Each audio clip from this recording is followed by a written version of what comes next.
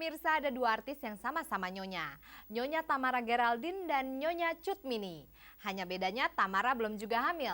Kalau boleh iri, tentu ya iri pada Cut Mini yang mewawancarainya sebagai reporter tamu kabar-kabari. Saya ingin menanyakan tentang kehidupan pengantin baru Anda. Terlalu klise ya, nggak apa deh. Sama kayak seperti kamu belum berhasil juga kan? Sebenarnya sudah. Pengkhianatan. Tadi dia bilang belum. Saya nggak terima reporternya ganti.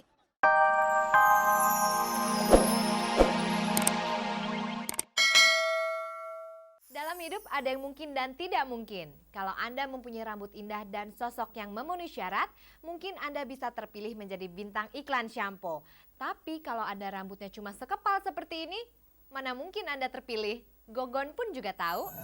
Ya mungkin kalau iklan sampo nggak mungkin ya. Iklan sampo itu kan mesti rambutnya harus yang indah gitu loh. Tapi kalau iklan awet-awetan sampo itu mungkin bisa ya.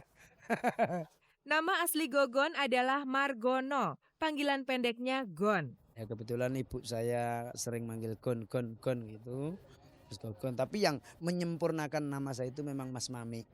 Mas Mami Prakoso. Sebelum menjadi pelawak, Gogon mengira dirinya bisa menjadi pelukis. Ia sekolah seni rupa di Yogyakarta. Tapi justru di tengah itulah ia mencoba menjadi pelawak. Waktu itu kita nggak tahu ya. Jadi kita nggak tahu itu mana yang menguntungkan, kita nggak tahu. Lebih untung lukisan apa lebih untung lawak ya. Tapi kita yang jelas gambling lah. Ternyata setelah kita tekuni, kita pelajari, kita hayati, kita tekuni sehingga ternyata kita ketemunya di lawak gitu loh. Nyatanya ia memang sukses sebagai pelawak. Yang jelas mencari yang aneh, dengan aneh itu bisa menimbulkan lucu. Maka jadilah rambutnya seperti ini. Ya 95 kurang lebih ya pertengahan 95. Soalnya kan pertama-tama saya masih biasa ya.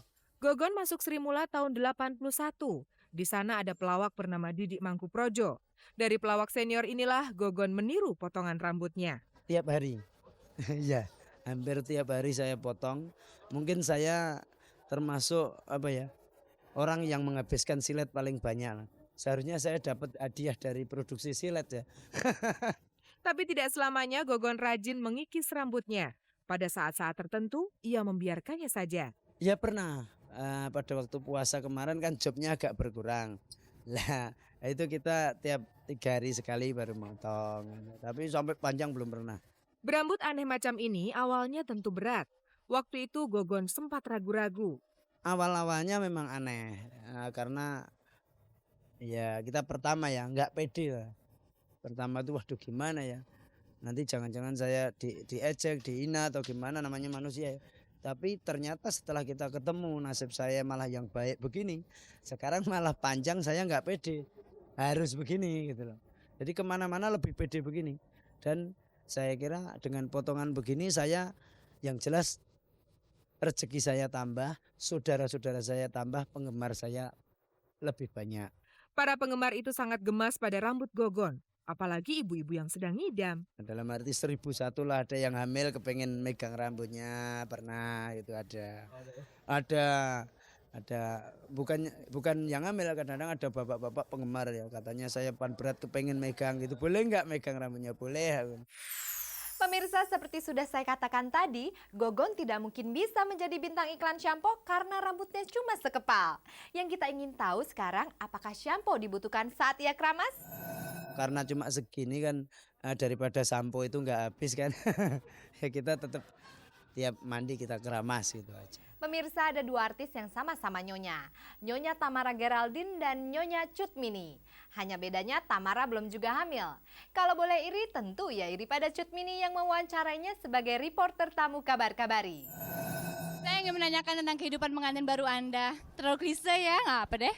Sama kayak seperti kamu belum berhasil juga kan? Sebenarnya sudah. Pengkhianatan. Tadi dia bilang belum. Saya nggak terima reporternya ganti.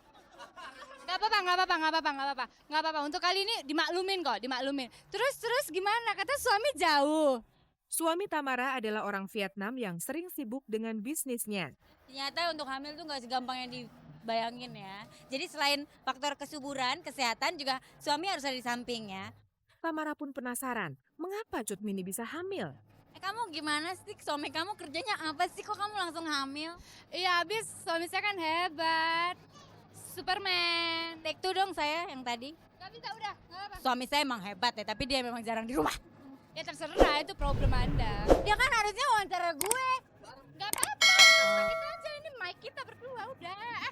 Seperti disebutnya tadi, problem Tamara adalah jarangnya bertemu dengan suami. Itu tadi yang sudah saya kemukakan ya, yang tersebut di atas tadi, bahwa ternyata selain kesuburan, kesehatan suami juga harus ada kan. Jadi kadang nggak matching gitu jadwalnya. Kalau suami ada gue nggak subur, kalau misalnya suami nggak ada gue subur banget gitu. Tapi saya sudah membentuk pansus kehamilan untuk bulan Maret. Oh gitu, pansus. Pansus. Kalau gitu lo mendingan kalau masa subur, mendingan di MPR. Ya, sana. Kan saya juga lagi sibuk pansus. Begitulah keinginan Tamara Geraldine. Maret hamil. Selanjutnya pemirsa, kita beralih ke Eko Patrio. Kalau Tamara sewot dengan kehamilannya, Eko menikah pun belum. Tapi bahwa ia berniat menikahi Fiona pacarnya, semoga itu bukan omong kosong. Iya pengen diwujudkan, bohong aja. Kalau orang pacaran kan memang niatnya udah capek lah pacaran, putus. Pengen gitu pacaran, ada hasil akhirnya gitu loh. Ada target? Ya target sih ada, maunya tahun ini. Sejumlah orang bilang Eko keperempuan-perempuanan. Nah, apa komentar Fiona? Enggak, dia yakin, dia udah tahu lah kalau gue begitu karena cari duit lah gitu. Kalau gue begini cari duit, tapi kalau begini cari anak tuh. Kalau misalnya lu udah siapin satu rencana perkawinan ke depan misalnya gitu ya, lu udah siapin dong misalnya untuk undangannya atau mungkin gedungnya di mana atau berapa tamu? Iya, ya udah kalau ngobrol-ngobrol sama Fiona masalah kecil segitu sih udah. Tapi sampai yang panjang ngobrol sama orang tuanya belum. Sekarang seneng-senengin aja dulu pacarannya. Soalnya paling gampang ngelamar kapan nih kok? Nah tuh, itu yang deg-degan buat gua sekarang tuh. Ntar deh, pokoknya gua ada niat aja mau ngelamar gitu. Tapi ya ntar lah, pokoknya ya udah ntar aja deh. Udah berapa lama sih kok hubungan sama Fiona? Dari bulan April, sekarang udah 9 bulan lah. Kalau udah bicara bulan sekarang, kira-kira setahun cukup atau pacaran kok? Pacaran sih mau sebulan, mau 2 minggu nggak ada masalah gitu loh. Pacaran yang 7 tahun, totonya putus ada yang 2 minggu juga. Buat gue sih pacaran nggak ada masalah. Yang penting pacaran bagaimana tahu tentang dia, tentang gua, menyatukan dua visi yang berbeda menjadi satu itu yang susah buat gua. Dan mudah-mudahan dengan pacaran kayak gitu kan membentuk lah salah satunya. Bisa nggak dipastikan Fiona ini yang pertama dan atau mungkin yang terakhir buat Eko? Gue sih setiap pacaran selalu kalau dapet cewek yang terakhir. Pemirsa, tak ada kabar dan tak kami kabar-kabari. Pemirsa, ini adalah tentang Pierre Roland. Dalam sinetron Gerhana, ia berpasangan dengan Bulan yang dimainkan oleh Dina Lorenza. Tapi bagaimana dalam kehidupan nyata? Ada desas-desus, Pierre sesungguhnya jatuh hati pada Dina. Tapi itu rasanya mustahil terwujud karena Dina Lorenza sudah punya cowok yang hubungannya sudah serius. Lihatlah gambar ini. Ini adalah Heru, cowok Dina Lorenza. Lantas bagaimana dengan Pierre Roland? Tentulah ia gigit jari kalau desas-desus itu memang benar. Istilahnya, cinta tidak kesampaian. Udah mau kawin tuh, lo jangan gitu lo. Pierre pun tahu hubungan serius Dina dengan cowoknya. Sebenarnya gue enak seneng gitu. Tapi mas saya udah punya cowok sih. Enggak sih, enggak. Maksudnya gue seneng sama dia tuh orangnya enak gitu. Kalau ngomong suka salah. Itu dia. Kalau ngomong suka kebalik-balik. Jadi kalau misalnya gue ngomong gini nih, iya soalnya kemarin gini nih karena gue mau tidur gitu. Ini enggak, gue mau tidur karena ini gimana sih ngomongnya? Pernik macam itu yang membuat Pierre suka pada Dina. Tapi apa benar sekedar suka? Orangnya bisa dia ngobrol, terus ya, wah lu sih, wah. Sebenarnya gue cinta sama dia. Ya.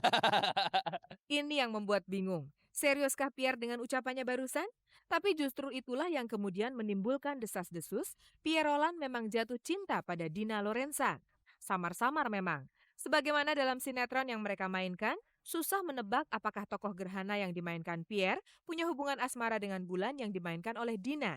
Itu sengaja kita bikin nggak kayak nyatakan kayak oh ini pacaran. Tapi dulu kan pas pertama awal-awalnya dulu kita bikinnya selalu lewat signal kayak kode segala. Dulu kan awal-awalnya yang pas pegang tangan terus yang set datang terus kaget. Iya apa? Yang sama-sama pegang-pegang terus udah sekarang sekarang sebenarnya pada dasarnya dia udah pacaran gitu aja. Jadi orang ngeliatnya kadang-kadang bingung, ini pacaran atau enggak sih, nih rese banget. Orang gantung kan bikinnya. Jadi sebenarnya dia udah pacaran, cuman kita nggak fokusin sama orang, kita peluk-pelukan gitu-gitu, nggak kayak seperti film romantis yang gitu, nggak.